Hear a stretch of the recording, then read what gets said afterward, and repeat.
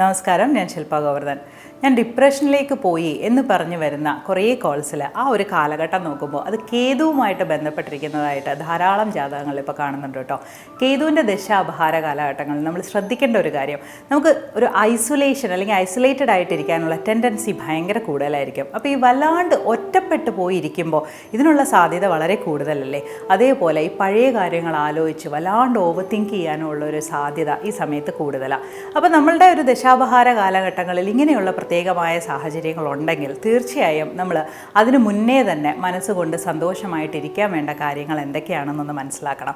ഇനി അഥവാ ഒരു ഡിപ്രഷനിലോട്ട് നമുക്ക് പോകുന്നു എന്ന് നമ്മുടെ മനസ്സിനെ നിയന്ത്രിക്കാൻ പറ്റുന്നില്ല, ഒരു സെൽഫ് ഹീലിംഗ് കപ്പാസിറ്റി ഒന്നും കിട്ടുന്നില്ല എങ്കിൽ തീർച്ചയായിട്ടും ഹെൽപ്പ് എടുക്കുന്നതിന് ഒരു വിഷമവും വിചാരിക്കരുത്. ഡോക്ടറെ കാണുകയാണെങ്കിലോ ഒരു സൈക്കാട്രിസ്റ്റിനെയോ സൈക്കോളജിസ്റ്റിനെയോ കാണണമെങ്കിൽ തീർച്ചയായിട്ടും കാണണം കേട്ടോ. അപ്പോൾ ഈ ഒരു കാലഘട്ടം മനസ്സിലാക്കി അങ്ങനെ ഐസൊലേഷനിലോട്ടൊന്നും പോകാതെ അല്ലെങ്കിൽ ഓവർ തിങ്ക് ചെയ്ത് വലിയ വിഷമം ഉണ്ടാക്കാതെ ആദ്യമേ ഒന്ന് ശ്രദ്ധിച്ചാൽ നന്നായിരിക്കും.